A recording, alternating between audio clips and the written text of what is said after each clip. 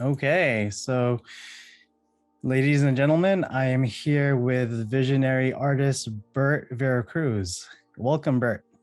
Hey, thank you for having me. Yeah, thanks for coming on. I really appreciate it. Of course. So to start the session, why don't you go ahead and introduce yourself and tell our viewers how you became an artist? Okay, well, hey everyone. My name is Burt Vera Cruz, and I'm coming out of Oakland, California, originally from SoCal. And how did I become an artist? Gosh, I have to say, I was born, and then Nice. I got into graffiti art as a kid.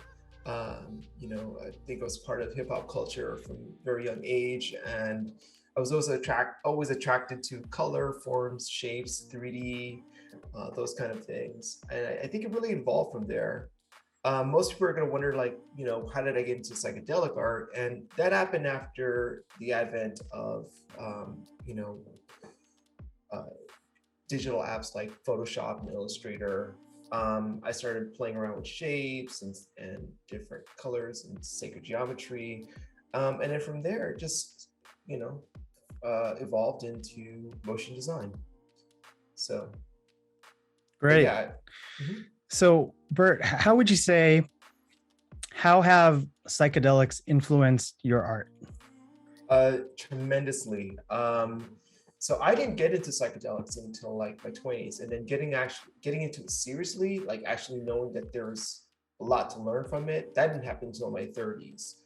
And so for me, and I've only done mushrooms and DMT. I've done LSD once in high school, and that's a separate story for another blog. But and I haven't tried ayahuasca. And so I think for me, it's been a spiritual journey, and I've always wanted to know what was beyond the immediate realms. And for me, like DMT and mushrooms have been a portal, a way to see behind the veil. And that's important for me. Growing up Catholic, I've always wanted to get in touch of spirit. I've always wanted to know, I've always wanted to have proof. And being able to see that there are other dimensions, there are other entities, entities that uh, we might call angels or just other spiritual beings.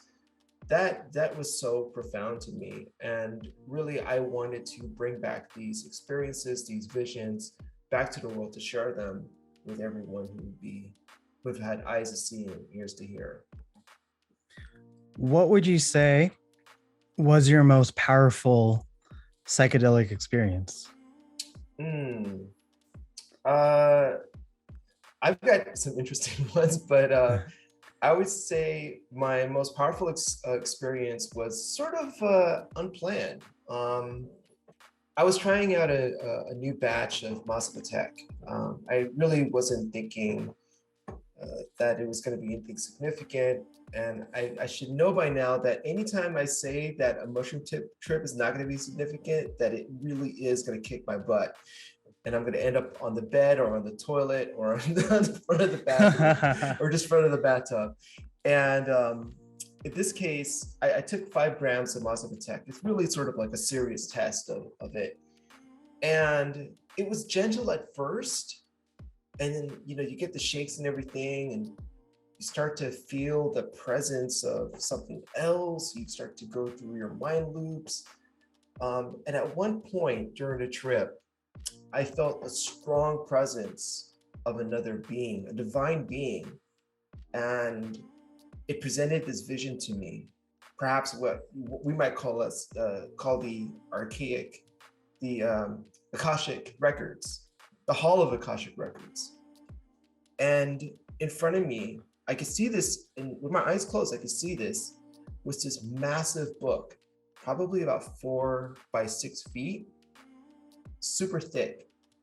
And telepathically, I was told that this was sort of the book of life, and to pick a role, to look in the book pick a role, and when you choose it, don't forget it. Play out your life with that role. And it was crazy because one, I've never actually seen something like that on different trips. I've never been told so intentionally, so deliberately to do something like that. And for it to sort of instruct me telepathically to do so was really significant. To this day, I'm just like, I don't know if I can replicate that experience. And I feel this is significant because in a way, like we're all sort of avatars, right? You're an avatar right now, literally. Yep. But that we all come with the same equipment, right? We all come with the same sort of DNA and body and everything, but that we can choose to be whoever we want to be. Our programming and what we want to learn and what we want to do is completely up to us. I feel like it's at the same time that it's scary, it's also liberating knowing that we have full agency to carry out the lives that we want to in any way we want, based on whatever, we feel is, the best and of our best interest. And which role did you end up choosing? The role I'm playing now. Okay. Is that the role of visionary artist, or do you mean the role of Burt Vera Cruz? I think it's both. I think one is I chose to be an artist, but being an artist means being myself, right? I can't be something else. I can't be like a role. I have, like, for me, it's really about being true to who I am. Like the choices I make every day, whether I'm eating some dead animal meat versus eating food that gives life, if I'm drinking enough water, if I'm, carrying myself with integrity and dignity, all of those things, transform into what you see behind me, right? Yeah, that makes sense. And you said you went somewhere and you were able to access what you thought were the Akashic Records. Like where do you think that place is? What was that place? I'm really curious myself. I feel like everyone talks about it, but no one really knows what it is. People say that it's a place within the astral realm. It's a place. I don't know. I think it's sort of our collective memory. It's the place that holds our history as a species and all of the important and key elements of who we are as divine beings. It's probably just in the dimension right behind, our eyelids. And do you think you could travel there again if you wanted to? I don't know. I think it's invite only. It's either appointments only or invite only. I don't know. Right. There's probably a dress code too. Very cool.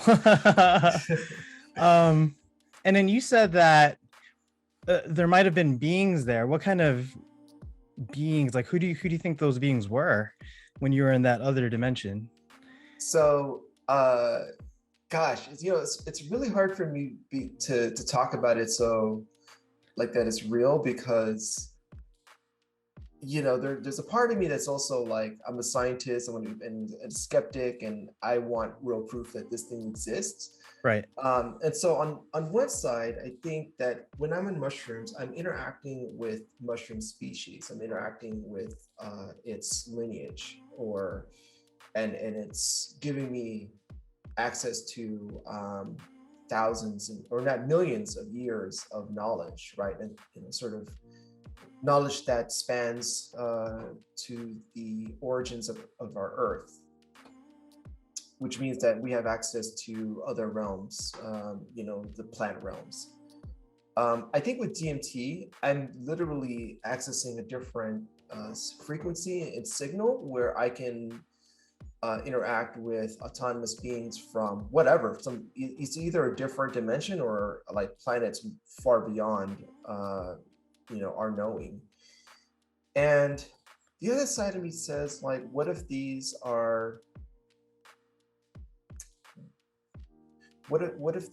actually just sort of my own mind making them real to myself, right? Right. Are these just sort of these little manifestations, almost like characters in our dream? We when we're dreaming, we don't think of the other characters as being like projections of our own mind and imagination. We see them as real. Nightmares are scary. The love you feel for another person in your dream is real. But when you wake up, you realize that you were dreaming, right? And so it's hard for me to say that like those other beings are actual beings, and we all experience it, right? But in the same way that we all experience beings in dreams. And regardless of whether they're real or not, because what is real, I think they're all teachers, right? They're all sort of archetypes for what we think is divine, or who we think these cosmic gestures are, and who we think our helpers are. Right? So do you think that it might have been part of your higher self? I think so. Okay. Yeah. Yeah, that makes sense. These beings, do they take on different personas? Like you mentioned jesters. I mean, have you seen other beings like elves? Lots of people talk about DMT elves. Dude, I gotta tell you about this one time.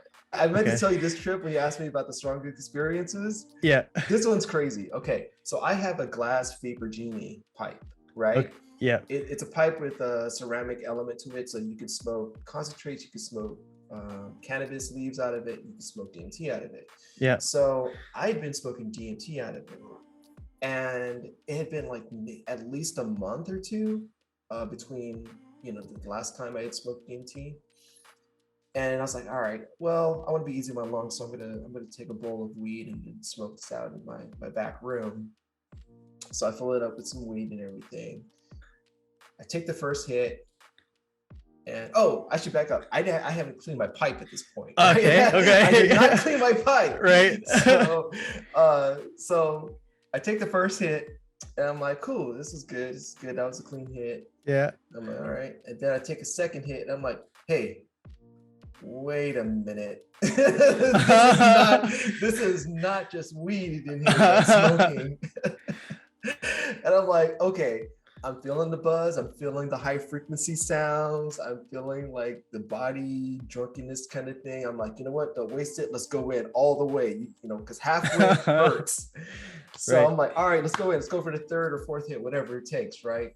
So I go for a third, go for the fourth to get it all in. And I'm just like, boom, I am immediately transported to the Smurfs village. Oh, whoa. That's crazy. Crazy. So the first thing I see was one of these like Chris Dyer figures kind of going like this. Whoa. And, I was going like this, and it looks like a Chris Dyer. It was something that Chris Dyer would create. Right. Oh, wow. It's just sort of like all kind of color, just a weird looking elf and everything. And then like to me, it's just like a village of colorful little houses and stuff. And I'm just like, dude, this is crazy to me right now. Yeah. It was so intense that I couldn't handle it. I literally I was on my chair. I literally dropped to the ground and I threw up. Oh, whoa, dude, that's crazy. It was crazy. And I just I thought I was going to die or something, but it was almost like that little figure was like, hey, what are you doing here? You weren't invited, or it's like, hey, welcome to, Smurfland or something. I mean, how long was that experience? Was it enough where you could communicate with that being, or was it just like a flash second? It was like at probably 30 seconds to a minute. Oh, wow. Okay. It just got so intense, just for my body, that I couldn't take it. I had to let it go. Did you get like a download from that? Like, did that teach you anything? Yeah, it taught me to clean my pipe. Nice. make sure Nice, make man. sure it's clean before I use it. Right, right. Cool, cool. um so given, all that experience in the other realm, like what would you say is the most important lesson that psychedelics have taught you? um, it's never just one thing, right? And I think the biggest lesson for me is to see life as play. I think Alan Watson said this, right? That at the end of all of this, you really should just see life as play. Um, and that everything you're seeing are just projections of your mind. I Yeah. mean, you can see that. I mean, most psychologists talk about this anyway, but I think it makes it feel more real knowing that like all of this is sort of just, you know, parts of our imagination, right? Parts of Yep. our brain, projections of our mind, how we feel, the language we use, all of this stuff. And so to not take life so seriously, to have fun with it, really. For sure.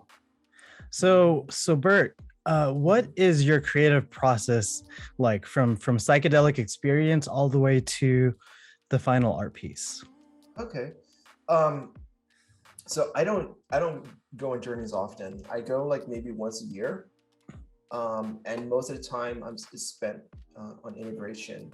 So, but definitely weed and tea are like my stimulants for Okay. creativity. Okay. Um, and I think it always starts with a concept, right? So um, I have a library of patterns. As you'll see, I have a library of displacement patterns, I have a library of shapes and all kinds of things. And so at this point, my creative process is really about editing and really building on stuff, right? So I'll look at this right here. I'm like, you know what? I actually want these shapes, the patterns, I want them to actually be real bars of metal, right? Or I want them to be concrete shapes that are transforming, right? And where does that come from? It comes from like being in the waiting room of DMT, right? You kind of like if you look at the walls when you're in DMT, they're kind of moving and they're constantly transforming. And so it always starts with like an idea like that, like, what should my next piece be? Like, what can I work on? And it's always with a question, right? Like, what if I did this, or what if I did that? I usually sketch it out first, or I'll try to create like a sample of a piece, or I'll sort of go in and play around with different patterns um, until I find something that I think really um, resonates with me. And then something I feel. I think feeling is really important. Does it feel too fast? Does it feel sloppy? Does it feel integrated? Right. Um, and so it usually starts that way. I mean, it's sort of like taking a whole lot of different pieces and then directing it into one sort of direction. So for example, here, this is actually the pattern that you see in my background is that's from uh, it's the Kuala Lumpur Temple, or Kuala Lumpur Temple in Egypt. There's a pattern that's on one of the doors that uses this. And so I was looking at a lot of the images of this particular temple mosque, and looking at the patterns and just trying to figure out how to actually rebuild it. Right. And so like that's where this idea started, right? Um, one of the reasons why I tend to go with Islamic art is because of its meaning, right? Because these patterns are endless. They can tessellate into infinity, right? You can repeat these; they're seamless. And it was a way for Islamic artists to show reverence for God, right? Because God is infinite. And so I like starting there. I like starting with like one little concept and seeing how I can build on it and make it, transform constantly. Yeah, that's awesome, man. How did you get that pattern from that temple in Egypt? You just like found a download and you put it into your program, or how does that work exactly? Oh yeah, yeah. So I use a number of things, right? I'll use Illustrator, Photoshop. My main tools are After Effects and Blender. And so usually what I do is I'll look at different images, or sometimes some people will have like samples of the tiles, and I'll actually go in and try to understand like the different angles. Just because here's the thing, like these angles are very proportional. Like if you put this up on a wall and everything, and you'll see that the angles are actually correct, proportional, they have the right exact angles and stuff. That these aren't haphazard, and that's really important when you're working with this art. So I usually take a couple photos or something, and I'll just try to recreate the proper angles and then make sure they're proportional. So what makes geometry sacred? Like is all geometry sacred? Like you can have, let's say like 5-pointed star, 6-pointed star, you could keep increasing the points of the star. Like at what point does a piece of geometry become sacred? Um, well, I don't know. I mean, sacred is really subjective, right? Like it's about pointing to sort of the underlying nature of reality, and so um, it just so happens that the number six tessellates perfectly. Interesting. Yeah, you can take anything that's six-sided and it tessellates perfectly. It repeats itself nicely. Well, 3 6, the numbers 3 6 and 9 are really like how Nikola Tesla talks about it, how it's like, if you understand the secrets of 3 6 9, understand the universe. So like, yeah, it's kind of actually true. If you look at the numbers and the patterns they make, they all kind of like repeat each other in really interesting, mysterious ways. But to answer your question about sacred geometry, to me, this is really like, this is like elementary math, right? When we go into actual particle physics and astrophysics, we're really sort of trying to like peel off the layers of reality. And what we find is that more and more is that there's math, that our universe is constructed by math at its core, right? The way that planets spin and orbit, and how gravity works around that. All of these things are sort of revealing an underlying reality of math and fractals, right? So to me, sacred geometry, it can start with just one point. It doesn't have to be specifically a 6-pointed star or whatever. It's just how the intention that we put into it. got it. And what does it mean for something to tessellate? What does that mean? It means that you can repeat its pattern.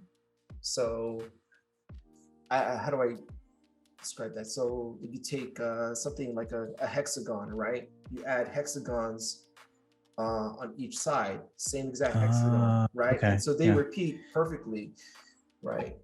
Can you do that with an octagon, or it doesn't really work with something like an octagon? I think you can. You can. Okay. Yeah, I think, but you have to add in some other polygons between for it to Okay. repeat. Interesting. Yeah, but Cool. hexagons and six-sided shapes tend to repeat. Triangles repeat nicely.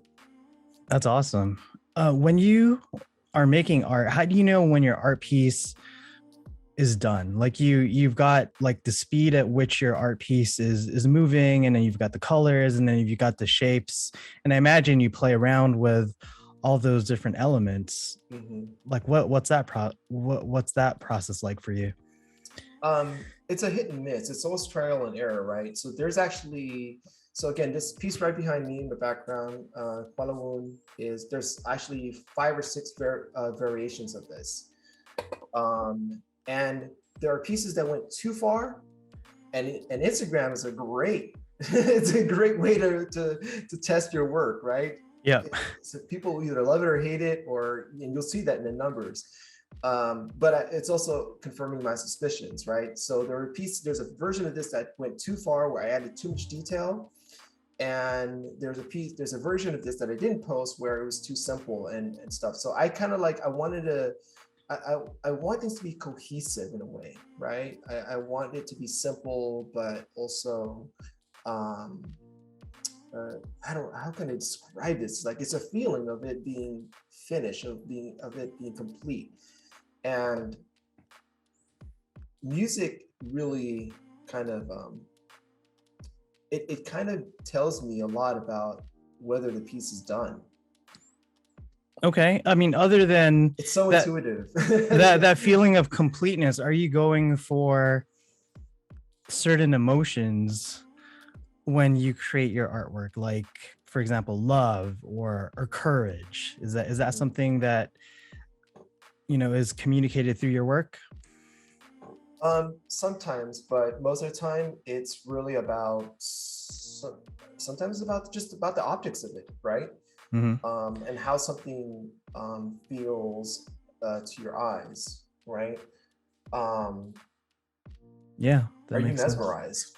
Yeah. That's the question. Am I mesmerized? When I'm looking at this, am I put into a trance?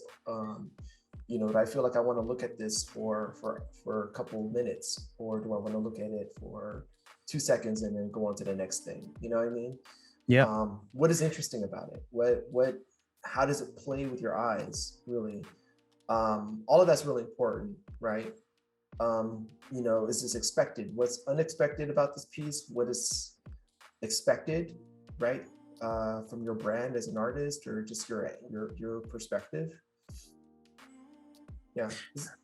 Okay. And then do you want to maybe bring up your desktop and show us your process, Sure. I'm not some going of to the show everyone tools like that you the secret sauce, use? but I'll Okay. show you something I'm working on right now. Okay. It's actually being rendered. Let's see. Not too much. Okay. Come on, does it count? Okay, I'll share my screen.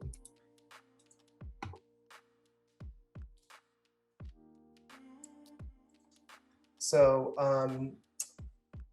oh, are you seeing it? You're seeing it, right? Yep, I'm seeing it.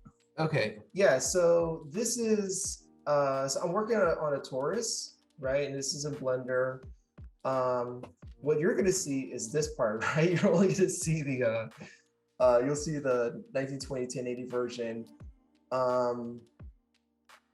and see the actual final piece. Size this. Let's go to. I wanted the pattern to be a little bit more complex, just because I wanted there to be a little bit more work for the eyes. I think the previous version with the simple pattern was nice because it revealed the actual pattern more, but here I wanted it to be more complex, to get your eyes to go in different directions and places.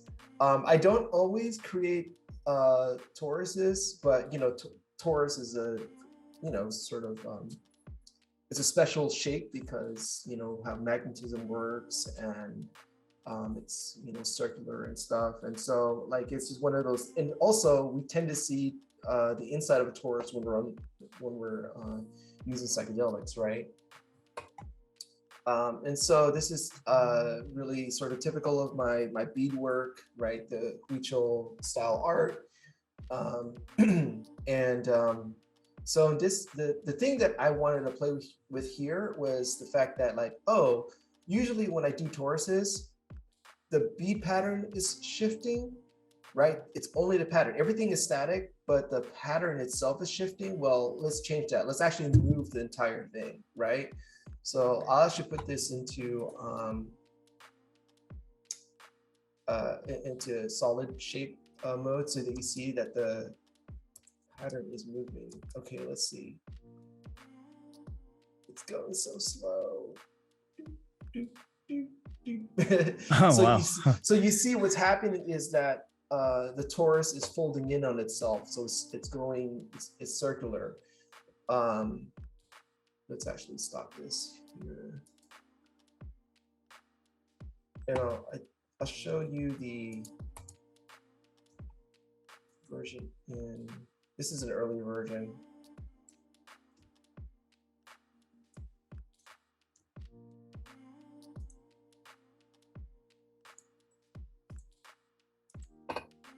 Okay, so here it is in Premiere. Oh, by the way, so I get a lot of questions about what apps do I use. Well, I don't use one single app. I am like, like I know all of I use Premiere. Premiere is where I end up. If you don't know Premiere, you've got to learn it, right? Not for you, that's for your listeners. Yeah. That's the biggest question. That's the most frequent question I get. What app do I use? Well, not just one, many, all of them. Learn all the apps. I hella know Photoshop. I hella know Illustrator, music too. So let's see, what am I doing here? Oh, okay, this was almost finished, and then I didn't like how simple it was. So let's see it. Do you hear my sound? No, I don't hear your sound, but I see your screen. Okay, let me share my moving.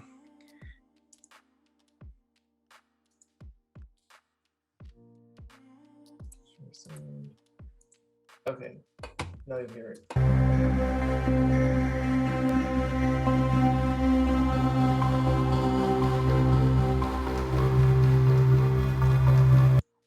Here we go. Dude, that's cool. Thank you. Yeah.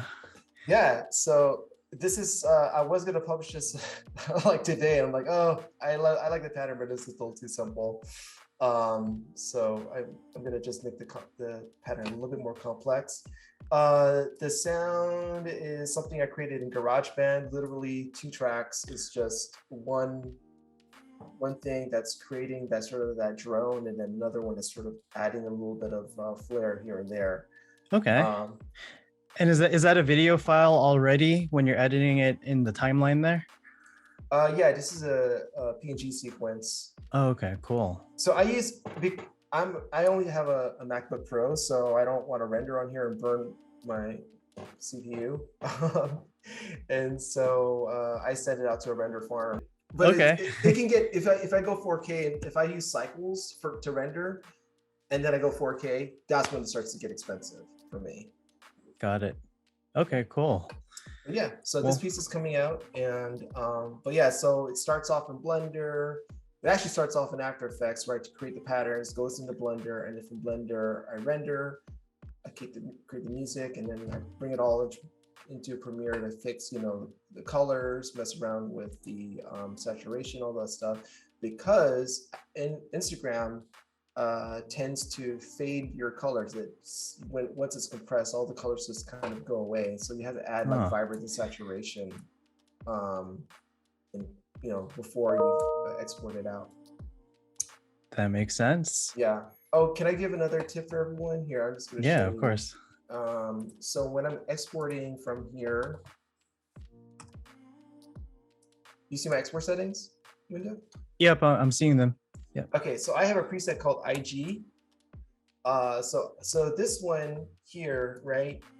1920 1080. The biggest thing is that I'm playing against Instagram's compression. I got this from U1 Visuals. Mike, U1 Visuals, told me that, look, like just go ahead with your target bit rate and your maximum bit rate, like just crank it up.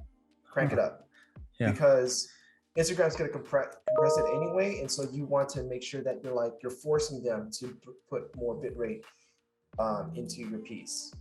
So I have it usually set at 30 and 40 on variable bit rate to pass. I maximize my render quality and render at maximum depth. Nice. Yeah.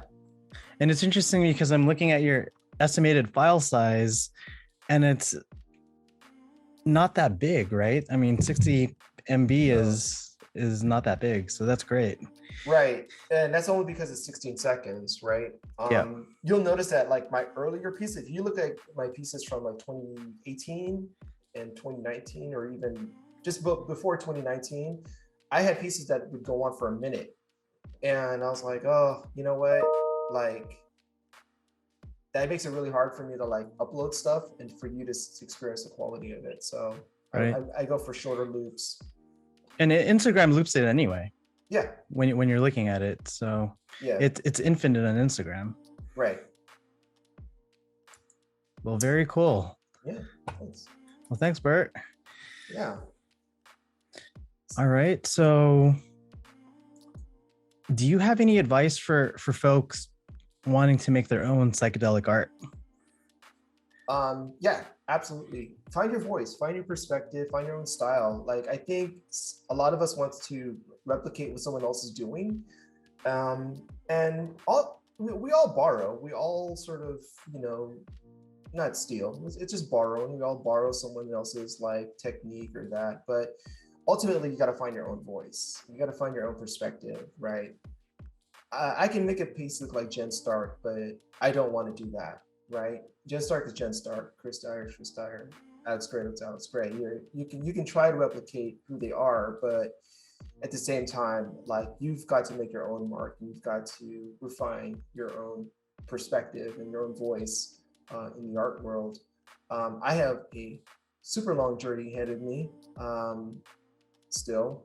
But it's always a blessing to hear people say like, yeah, the moment I saw that piece, I knew it was you. And sometimes I'm like, wow, like that's incredible, because sometimes I feel like my pieces look like everyone else's,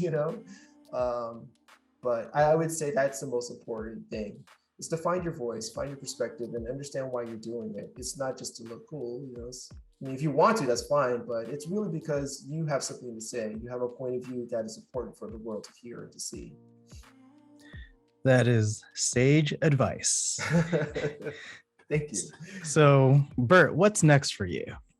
What is next? Okay, I want to have an immersive show featuring you, featuring musicians, featuring other artists that we interact with on IG and Twitter. Like there's a very, very close knit circle of people that we tend to interact with. And I think it would be awesome to have a show where all of us are presenting our work, right?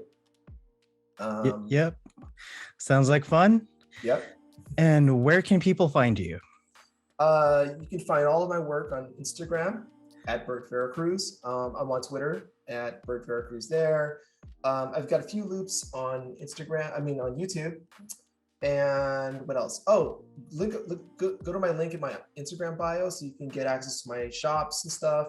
I'm also on Discord on the NF Trippy channel, Visionary Artists channel. Server, sorry.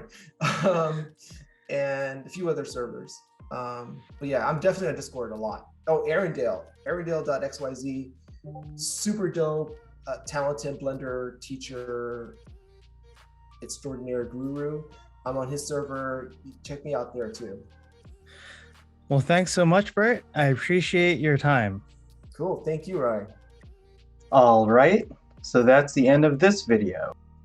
In future videos, we'll talk to more visionary artists on how to make psychedelic art.